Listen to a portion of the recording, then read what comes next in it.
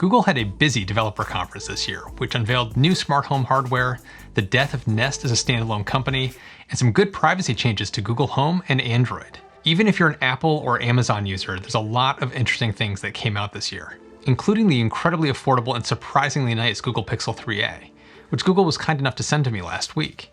I was also able to attend a Google open house in New York City to get some face-to-face time with the products and Google employees. But before we dive in, take a moment and hit the subscribe button so you don't miss out on future videos just like this one. I'm Matt Ferrell. Welcome to Undecided.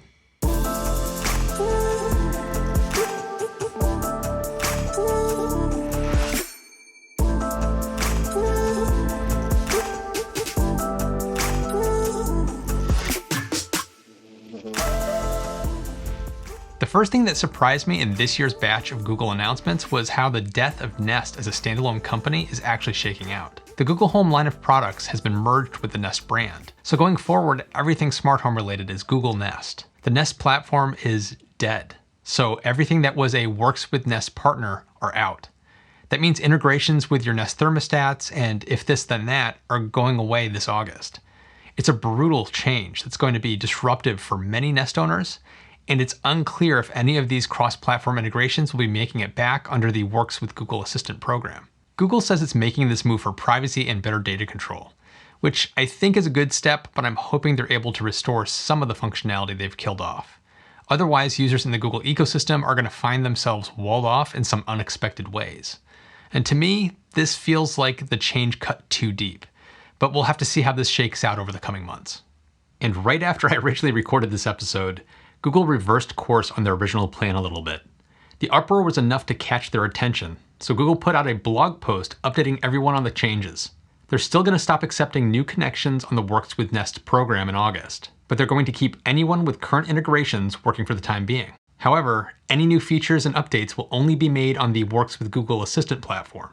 They also made it clear that they're working with Amazon and a few other select partners to bring that functionality over to the new platform. It's good to see them change direction based on the user feedback, but I think the jury is still out on this one.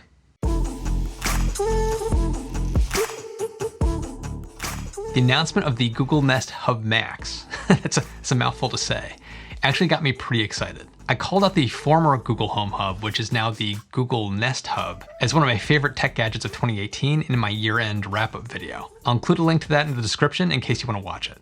The screen on the Google Nest Hub is gorgeous and adjusts to changing lighting conditions in the room. So the photos it displays as a screensaver look amazing. Being able to see your calendar, weather report, or timers you've set, in addition to hearing Google Assistant call out the info, is extremely useful. My wife and I both love using the hub in the kitchen while we're cooking and using timers. Well, the Google Nest Hub Max is like the hub, but on steroids.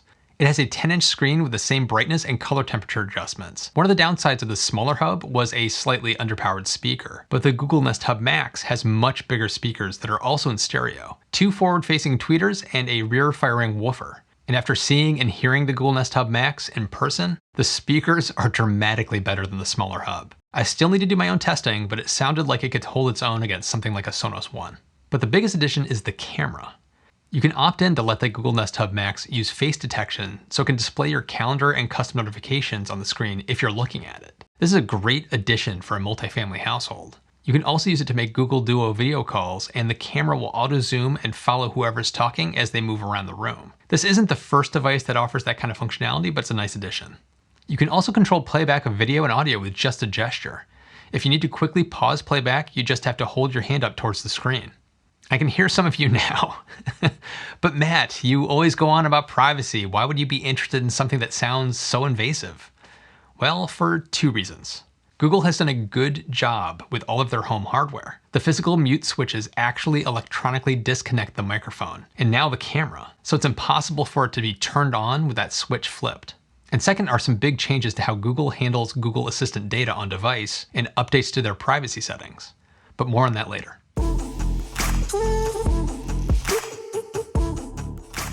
So this is probably the biggest change that got me excited for the direction Google is heading. On supported hardware, Google Assistant will start running more features locally on your device instead of having to phone home to the mothership.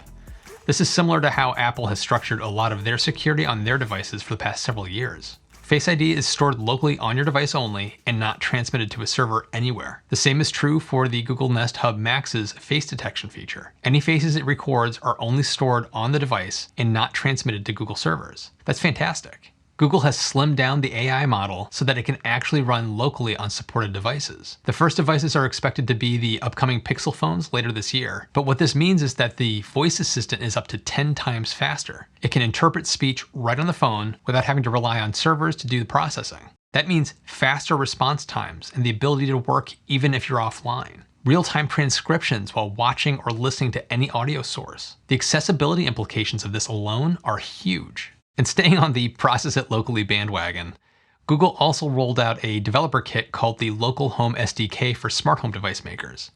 Today, when you ask Google Assistant in your house to turn on your lights, it routes that request through the cloud before it gets relayed back to your home.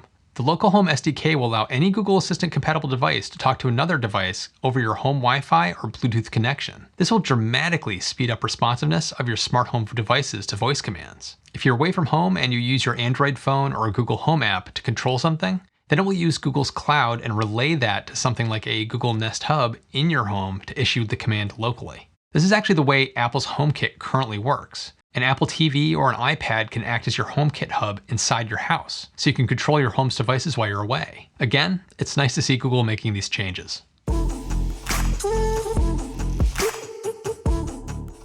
That leads me to the privacy changes. As a company that makes its money off of collecting our data and creating profiles on us in order to sell ads, Google's in an awkward position when it comes to privacy. And Apple's been hammering home on the importance of privacy and data security as a selling point for some time now, which is hitting Google and Facebook where it hurts. But unlike Facebook, Google is doing a far better job showing us it can still make money off our data while offering us privacy controls at the same time. It's our data, and we should be able to control it.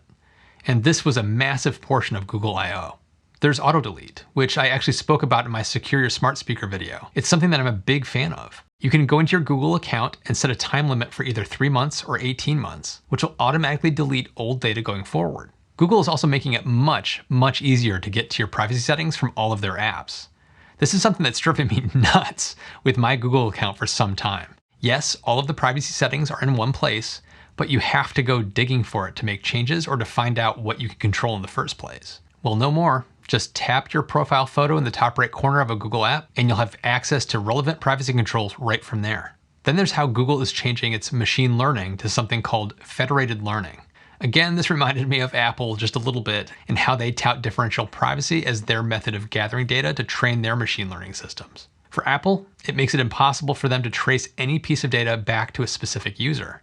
Well, Google's federated learning model is trying to achieve something roughly similar. The best example is how keyboards use predictive text to make typing on a phone keyboard faster, less error-prone, and more enjoyable. Previously, that data of how you type and make corrections would be sent to a central data center for processing and analysis. Now though, it will store that training data locally on your device. Then what the device has learned will be summarized and sent as an update to Google servers. This means it's not necessary for Google to know who you are in order to incorporate the already summarized training data together with other users. And finally, Android Q's central focus is security and privacy. Much like the privacy settings for Google Apps, Android is also surfacing privacy options at the top of the settings menu. I don't want to keep saying it's nice to see them following Apple, but again, they are, and I'm glad to see it. They've added in limits on when apps can access your location data and will notify you when apps have been accessing it. And just like iOS, there's a setting to allow location access only while using the app now.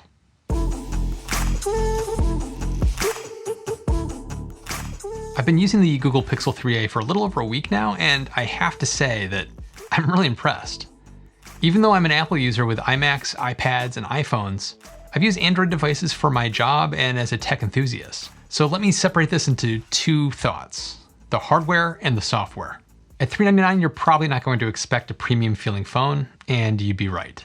The phone is all plastic and it feels like it in the hand. I'm used to more premium phones that have a super solid feel and sometimes a little extra heft to it, and this is almost impossibly light and has some flex to it. The OLED screen isn't quite as nice as my iPhone X, but it's more than adequate. Colors look accurate and the images are sharp. The fingerprint sensor is incredibly fast at unlocking the phone. And even though the processor in this phone is supposed to be slow by Android phone standards, I didn't notice it when using the phone at all. If I went head to head with my iPhone opening apps, it wouldn't be a contest. The Pixel 3a would lose by a large margin. However, I just didn't notice it in actually using it. In checking email, reading Twitter, playing a game, it feels great.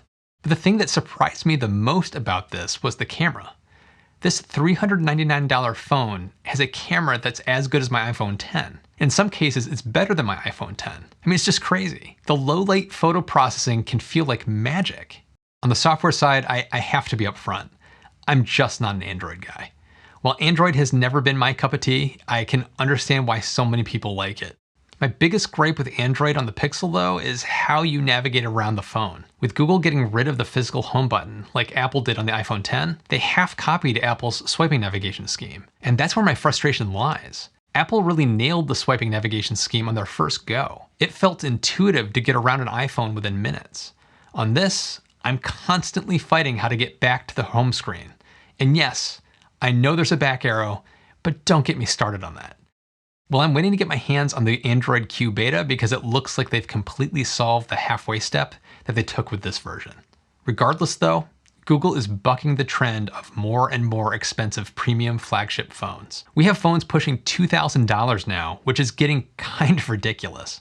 With the Pixel 3a, they've delivered a phone for the masses that has all the latest security, software features, camera, and Google's machine learning magic throughout the phone. If getting the latest bleeding edge specs are for you, then you're not the audience for this.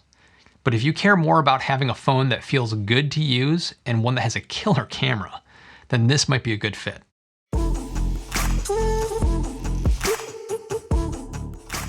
This is the first time I've been genuinely excited by Google I/O announcements. As an Apple fan and a user, I'm seeing Google make a bunch of interesting moves with their hardware, like the Google Nest Hub Max and the Pixel 3a. They're taking on privacy and security challenges with a bunch of changes across all of their services. I still think they have a ways to go there, but the changes they've announced this year are heading in the right direction. But it's not all sunshine and rainbows with the death of the Works with Nest platform. I understand Google's moves to centralize their smart home platforms under one brand and to rein in the data privacy around smart home devices. But it also just looks like they're just building a giant wall around the Google Nest users. For smart homes to really thrive, there needs to be fewer walled gardens, and it makes me sad to see one of the big players in the market closing themselves off like that. But who cares what I think? What do you think? Were you excited by any of Google's recent announcements? Are you a Nest user? Are you frustrated by the changes they've made? I'd love to hear what you think. If you like this video, be sure to give it a thumbs up and share with your friends because it really does help the channel. If you'd like to support the channel, there are some ways that you can do so. Want some cool t-shirts like the one I'm wearing? Check out my SFSF shop for some cool Tesla, SpaceX, science, and undecided t-shirts. Every purchase helps to support the channel. And I say this every week, but I really do mean it. Thank you to all my Patreon supporters. Your support really does make these videos possible. And if you're interested in early access to videos, behind the scenes posts and polls, be sure to check out my page for some additional details, and I hope to see some of you over there. If you haven't already, consider subscribing and hitting the notification bell to get alerts when I post new videos. And as always, thanks so much for watching. I'll see you in the next one.